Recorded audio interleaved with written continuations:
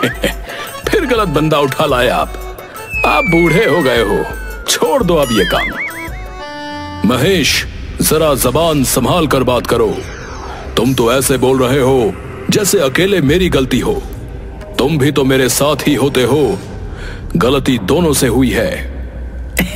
अरे महाराज, अपना किया मेरे ऊपर न डालो आप। मैं तो बस आपकी सवारी हूं, काम तो आप ही करते हो। आए दिन कुछ ना कुछ गड़बड़ करते रहते हैं आप। कभी गलत इंसान उठा लाते हैं तो कभी। बस कर भैंसे, चुप हो जा। आपने मुझे भैंसा कहा? नहीं तो और क्या, तुझ जैसे काले भैंसे को अप्सरा कहूं। लगता है गर्मी में आपका दिमाग खराब होता जा रहा है।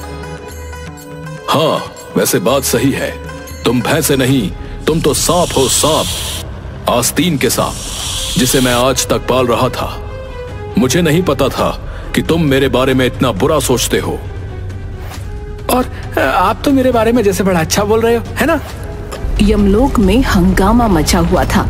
यमराज और महेश आपस में जोर जोर से बहस कर रहे थे।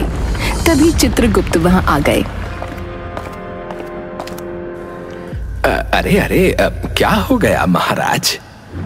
चित्रगुप्त, ये महेश मुझे बार बार ताने मार रहा है और कह रहा है कि मैं गलतियां कर रहा हूं। हाँ, तो इसमें गलत क्या है? अरे महाराज, आप शांति से बैठकर बात करिए। लड़ाई झगड़ा किसी का भला नहीं करता। चित्रगुप्त, आप तो ऐसे बोल रहे हैं जैसे ये सारी गलती मेरी ही है। महाराज, मैं तो बस ये कह रहा हूं कि थोड़ा शांत हो जाइए। महेश, तुम भी समझो। नहीं, ये ज्यादा हो गया है। अब और नहीं सहा जाता। महाराज का काम मुझसे अब और नहीं हो सकता। अरे महेश, तुम ऐसे कैसे जा सकते हो? यमराज का वाहन कौन बनेगा? अब आप बन जाइए। महेश, तुम सचमुच पगला गए हो। जाने दो इस भैंसे को, किसी और को पकड़ लाएंगे। ठीक है महाराज। चित्रगुप्त ने घोषणा की कि यमलोक में नए वाहन के लिए ऑडिशन होगा। ये सुनते ही यमलोक में खलबली मच गई। ऑडिशन हुआ और उसमें अलग अलग नमूने भैंसे आने लगे। महाराज, मेरा नाम है चटर मटर। आप मुझे ही चुनिए। मैं ना बहुत ताकतवर हूँ। मैं दिन रात काम कर सकता हूँ। मुझे कोई थकान नहीं होती। मैं बहुत तेज दौड़ सकता हूँ और मुझे खाना भी बहुत पसंद है महाराज। और उससे भी ज्यादा बोलना बहुत ही पसंद है महाराज। चुप हो जाओ चटर मटर, तुम तो एक दिन में मेरा दिमाग खराब कर दोगे। चलो भागो यहां से। महाराज, मैं हूं गिरधर। मैं बहुत फुर्तीला हूं। देखिए मैं कैसे दौड़ता हूं। गिरधर, तुम्हें तो अपने पैरों पर खड़ा रहना भी नहीं आता। तुम कैसे यमराज जी की सवारी बन पाओगे? क्या बात है, यहाँ तो बहुत अच्छी नींद आएगी। जाओ अपने घर जाके सो जाओ, यहाँ मनहूसियत मत फैलाओ। बहुत सारे नमूनों के बाद अंत में एक समझदार और शांत भैंसा आया जिसका नाम था नंदू। महाराज, मैं आपकी सभी जरूरतों को पूरा कर सकता हूँ। नंदू, तुम बहुत समझदार लगते हो। अब तुम ही मेरे नए वाहन बनोगे। चलो काम पर लगते हैं। ये मेरा सौभाग्य है महाराज। और इस तरह यमराज को उनका नया वाहन मिल गया। यमलोक में सबने नए भैंसे का स्वागत किया। अगले दिन यमराज ने अपने नए वाहन के साथ पहली बार किसी की जान निकालने का निर्णय लिया।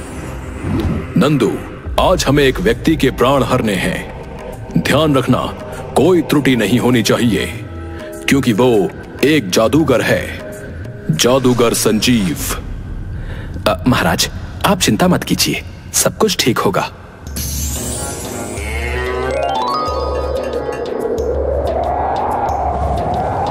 वो लोग जा ही रहे थे कि तभी अचानक नंदू ने बोलना शुरू कर दिया। लेकिन इस बार उसकी आवाज और अंदाज बिल्कुल बदल गए थे। वो एक बूढ़ी औरत की तरह बात करने लगा। अरे बेटा, मेरे बच्चे को जंगल में भेजा था, वो अभी तक वापस नहीं आया बेटा। मेरा दिल घबरा रहा है, पता नहीं किस हाल में होगा। नंदू, ये तुम क्या कर रहे हो? तुम मेरे वाहन हो, नाटक ना करो। अरे बेटा, तुम मुझे अपने बच्चे की खबर ला दोगे? मैं बहुत परेशान हूँ। नंदू, बंद करो ये नाटक, हमें काम पर ध्यान देना है। अरे मेरा बच्चा खो गया है, मुझे उसकी बहुत चिंता हो रही है। नंदू, तुम्हारी तबीयत ठीक नहीं लग रही, आज का काम रहने दो, कल चलते हैं। उस दिन यमराज बिना किसी की जान निकाले यमलोक लौट आए और सीधे चित्रगुप्त के पास गए। चित्रगुप्त जी, ये नंदू बहुत अजीब है। बीच रास्ते में अचानक एक बूढ़ी औरत की तरह बात करने लगा। मुझे उस जादूगर की जान निकाले बिना ही वापस आना पड़ा। अब महाराज थोड़ा रुकिए, मैं इस भैंसे का बायोडेटा चेक करता हूँ। चित्रगुप्त ने तेजी से अपने कागजात खंगाले और नंदू का बायोडाटा निकाला। कुछ पढ़ने के बाद उन्होंने यमराज की ओर देखा। महाराज, ये भैंसा मल्टी पर्सनैलिटी डिसऑर्डर का शिकार है। इसकी कई पर्सनैलिटीज हैं और ये किसी भी समय बदल सकती हैं। क्या? मुझे ये पहले क्यों नहीं बताया गया? मुझे इंसानों की जान लेने जाना है और अब मेरे पास वाहन भी नहीं है।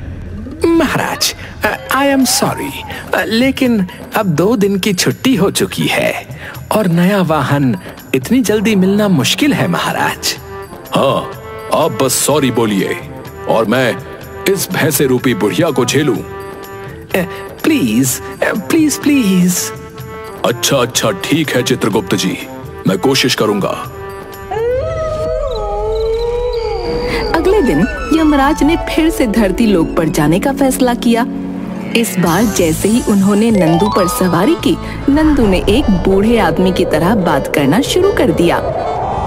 अरे भाई, मेरी पेंशन क्यों रोक दी? कितनी बार बैंक के चक्कर काटूं? नंदू, ये तुम क्या कर रहे हो? हमें काम पर ध्यान देना है। तुम बैंक के कर्मचारी हो ना? मेरी पेंशन का क्या हुआ? हाँ, तुम्हारी पेंशन मिल जाएगी, फिलहाल चुप रहो और मुझे अपना काम करने दो। धरती लोक पर पहुंचने के बाद यमराज ने जैसे तैसे जादूगर संजीव की आत्मा निकाली और नंदू के साथ वापस लौटने लगे। लेकिन नंदू फिर से बूढ़े की तरह बात करने लगा। तुम्हारी वजह से मेरी पेंशन रुकी हुई है, मैं तुम्हें नहीं छोड़ूंगा। नंदू, अब ये सब बंद करो, हमें वापस यमलोक जाना है। नहीं, आज मैं तुम्हें सबक सिखाऊंगा। इतना कहकर नंदू यमराज को मारने लगा और इस दौरान यमराज के हाथ से जादूगर की आत्मा निकल गई और वापस वो आत्मा अपने शरीर में पहुंच गई। नंदू, तुमने सब गड़बड़ कर दी। वो आत्मा वापस अपने शरीर में पहुंच गई। क्या आत्मा कर रहे हो? हैं? मेरी पेंशन दे दो मुझे। यमराज ने सिर पकड़ लिया। वो फौरन वापस यमलोक पहुंचे और चित्रगुप्त से मिले। गुस्से में उन्होंने पूरी बात चित्रगुप्त को बताई। चित्रगुप्त जी, नंदू ने फिर से सब कुछ बिगाड़ दिया। वो बूढ़े की तरह बात कर रहा था और मुझे बैंक का कर्मचारी समझकर मारने की कोशिश कर रहा था। इस दौरान आत्मा मेरे हाथ से निकल गई और वापस अपने शरीर में पहुंच गई। डेडलाइन निकले 2 दिन हो गए और वो जादूगर अभी भी जिंदा है। महाराज, ये तो बड़ी गड़बड़ है। मेरा सुझाव है कि आप महिष को वापस अपना वाहन बना लें। वो ज्यादा भरोसेमंद था। नहीं, कभी नहीं। मैं उस घमंडी महिष को कभी वापस नहीं लूंगा। महाराज, मुझे समझ है कि आप दोनों की कैट फाइट हुई है, लेकिन कैट फाइट? हम दोनों क्या स्कूल गर्ल्स हैं जो हमारी कैट फाइट होगी? अरे भावनाएं समझिए महाराज। नहीं, मैं अपने निर्णय पर अड़ा हूं और अड़ा रहूंगा। फिलहाल नंदू ही मेरा वाहन रहेगा। अंदर ही अंदर यमराज को महेश की याद सता रही थी, क्योंकि महेश के साथ काम करना आसान था और वो भरोसेमंद भी था, लेकिन उनकी ईगो ने उन्हें रोक रखा था। अगले दिन यमराज फिर से नंदू के साथ चले, क्योंकि उन्हें जादूगर संजीव की जान निकालनी थी, लेकिन नंदू ने फिर से अजीब व्यवहार करना शुरू कर दिया। यमराज जी, आप बहुत नालायक स्टूडेंट हैं। आपको बिल्कुल भी होश नहीं है, न क्लास में ध्यान देते हैं और न होमवर्क करते हैं। जाइए, अपनी मम्मी को बुला कर लाइए। नंदू, ये तुम क्या कर रहे हो? हमें अपना काम करना है। चुप रहो बदमाश, आज तुम्हारी सजा का दिन है, तुम्हें सबक सिखाना पड़ेगा। अरे यार, तुम्हें क्या हो गया है? मैं तुम्हारा छात्र नहीं हूं, तुम्हारा छात्र चित्रगुप्त है। उनसे मिलकर ये बातें करना।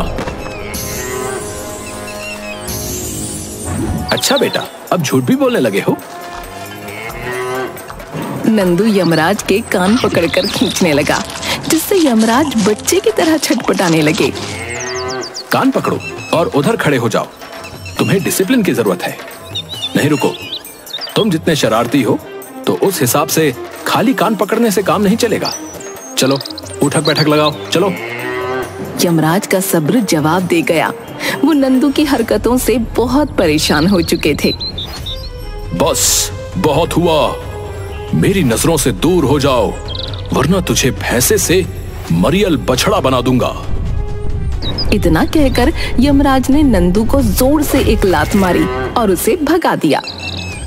अब बहुत हो गया, अब मुझे सच में महेश की याद आ रही है। यमराज बहुत परेशान होकर चित्रगुप्त के पास पहुंचे और रुआंसे होकर बोले, चित्रगुप्त जी, अब मुझसे और नहीं सहा जा रहा। नंदू ने मेरी जिंदगी नर्क बना दी है। महाराज, मैंने पहले ही कहा था कि महेश को वापस ले आइए। वो आपका सच्चा साथी है। जाइए, उसे मना कर ले आइए। अब ठीक है, जाता हूं। यमराज महेश के पास पहुंचे और उसे देखते ही कर गले लगा लिया।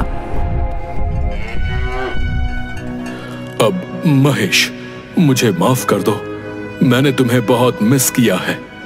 महाराज, मैं भी आपको बहुत मिस कर रहा था महाराज। I love you महाराज। अच्छा बस, ये थोड़ा ज्यादा हो गया, ठीक है। यमराज और महेश के बीच का ये इमोशनल सीन यमलोक वासियों के लिए बहुत ही अजीब और मजेदार था। महाराज, अब आप मुझे फिर से काला भैंसा या सांप वगैरह तो नहीं कहोगे ना? नहीं महेश, अब मैं तुम्हें अप्सरा ही कहूंगा, और तुम मुझे बूढ़ा तो नहीं कहोगे ना? नहीं, बिल्कुल नहीं। अब मैं आपको डूड कहूंगा, कूल डूड। दोनों हंसने लगे और फिर यमराज ने महेश को वापस अपनी सवारी बना लिया। यमराज और महेश फौरन जादूगर संजीव की आत्मा निकालने पहुंचे। इस बार सब कुछ सही रहा और उन्होंने संजीव की आत्मा निकाल ली।